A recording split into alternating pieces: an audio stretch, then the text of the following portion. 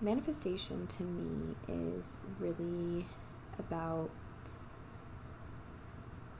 taking things from the mental realm and bringing them into the physical realm. So, you'll hear people talk about, oh, I manifested this, and they're typically talking about maybe they manifested money or they manifested a partner or whatever it might be. And so that's how I look at manifestation. It's really the mental realm being manifested physically, or your imagination being something within your imagination that is brought to life in real life. Okay, whatever you consider to be real. But yeah, so earlier this year I went into some deep esoteric studies, and I was really learning manifestation in all different types of ways, witchcraft and spells, all of that, just kind of attracting abundance and attracting certain things into your life, because I talk a lot about Jungian psychology. I don't know if I say that correctly, by the way, but Carl Jung is a psychologist, and he talks a lot about the theory of the inner world creating the outer world. And within spirituality, we consider this the fifth dimension, 5D, which is really relating to the fact that everything that you see in your outer world is actually just your inner essence manifested physically. So everything in your life is manifested. And in the words of Albert Einstein, imagination is more important than logic. I think he said that. Anyways, but so I brought up the Jungian psychology because manifestation is simply really like putting your energy and intention into a certain thing or person, whatever it might be, and then having that thing come up in your reality, because your reality is a matrix projection of your soul. That's what it is. And so if you focus on a certain thing that you want, so you can really do this most simply with starting with reality experiments. And I don't want to drive you into psychosis, but like, for example, how I started was like visualizing certain car models and then having those car models pop up in my reality. And you would want to do models that are not like typical, like not something like, not like a Honda Civic, okay? So like something that you just wouldn't see. And I can go more in depth about this if you want, but I'm kind of like getting away from my point right now, which is the fact that manifestation can also kind of be a trap. But essentially what I was leading to is that it's really just that the inside creates the outside, okay? And everything in your life is manifested. Everything. But it's not necessarily always like a conscious process. Most of the time it's unconscious or subconscious, which is why we can go through periods in our life where we create things that we don't like, where we put ourselves in scenarios that we don't like, or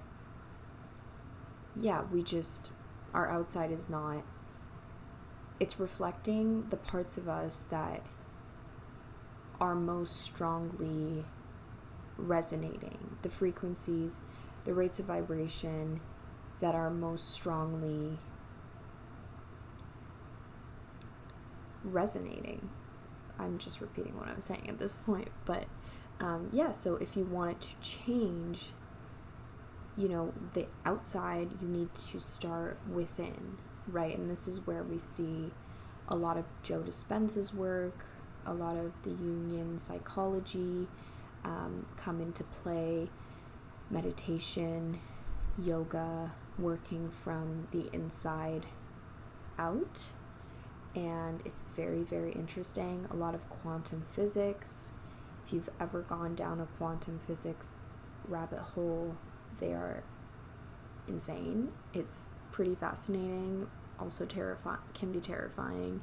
Just a lot of existentialism. But I wanted to talk about how manifestation, and also a lot of, the spiritual content that I see online with people who kind of teach manifestation, and they say, like, this is the last message until your life changes, blah blah blah, like those kind of things, I think can be such a trap for people and lead people to have these kind of false expectations of life, but also to falsely believe that there is going to be this moment where it's like their life completely shifts and suddenly, they get this in huge flow of money, and they get this job that they've always wanted. And it's not to say that that can't happen, and miracles happen every day, they happen all the time, but I just find that it can be a little bit misleading, and it can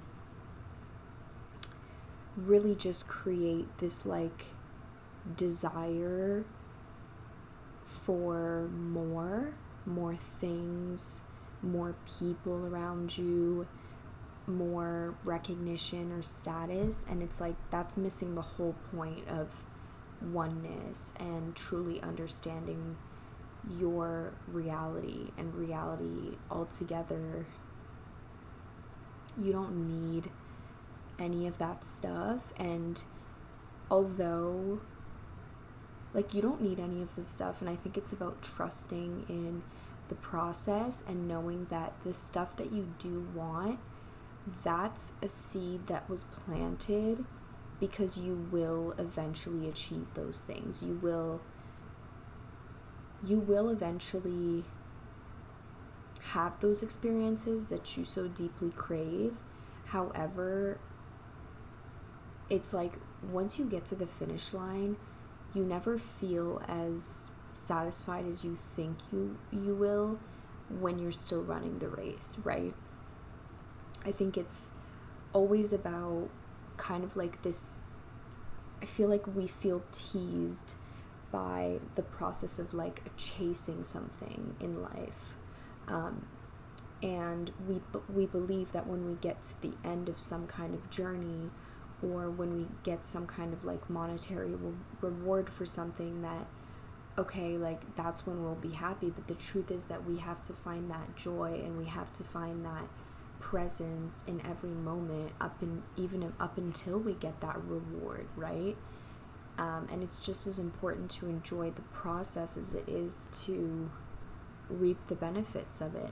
And in terms of even reaping the benefits, there's a really beautiful passage in the Bhagavad Gita that talks about how you never actually get to enjoy the fruits of your labor. And this can kind of refer, I think, on an esoteric level to the idea of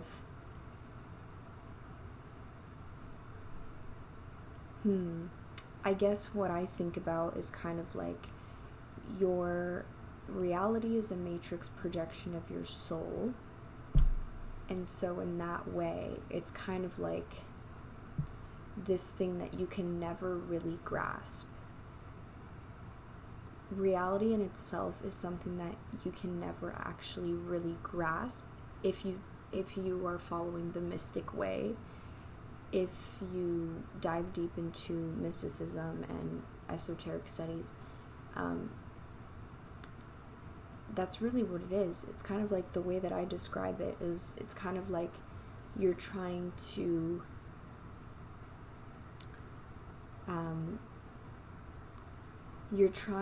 to capture a cloud in a box or something. You know what I mean? What's another analogy I can use for this?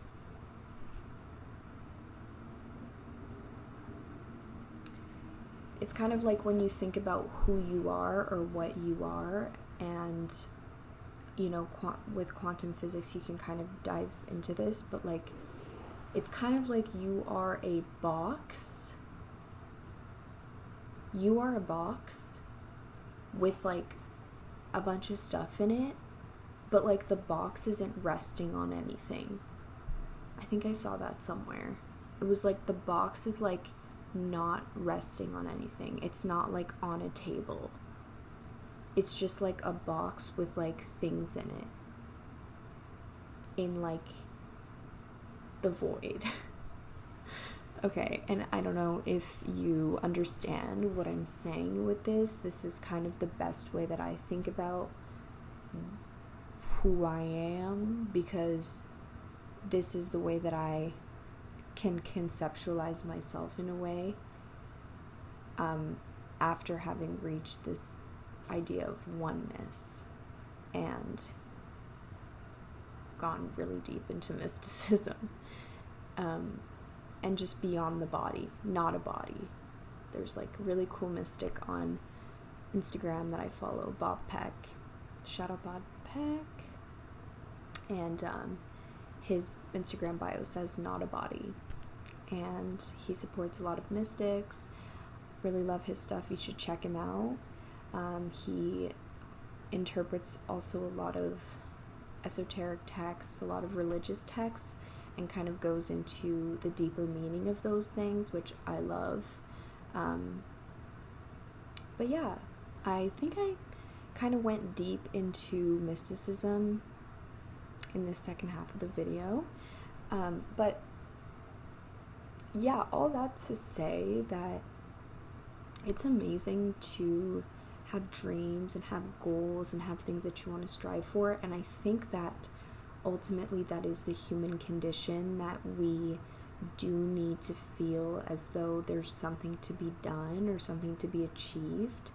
And I think as long as that's like a healthy desire, a healthy pursuit, and you're doing it with good intentions and kindness and all of that, I think that it's harmless.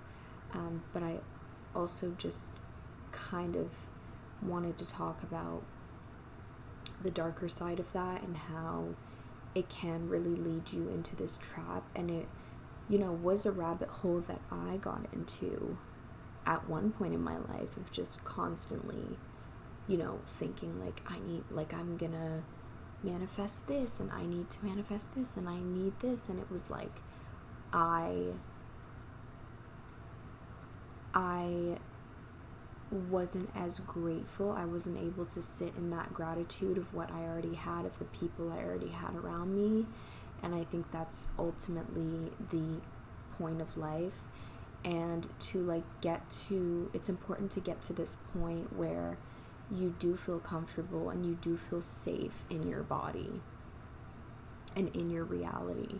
And that can be a hard thing, but also if you don't feel that safety and you don't feel that comfortability, that might just be an indication that your reality needs some tweaking and it needs some changing. And that's totally fine too, and taking it one step at a time is important. Giving yourself that patience and that grace to know that you don't have to figure it out overnight, and you don't need to compare yourself to other people, because you have your own journey and it's going to be a beautiful one. So enjoy every single moment and know that you are being divinely guided and supported, and that I love you very much. So thank you so much for watching this video. Let me know what you thought of this in the comments. Have you tried manifestation? Are you interested? Are you not interested? Let me know. And if you enjoyed this video, give it a thumbs up. Subscribe to the channel for more spirituality, mysticism, and self-mastery content. And I will see you in the next one. Bye.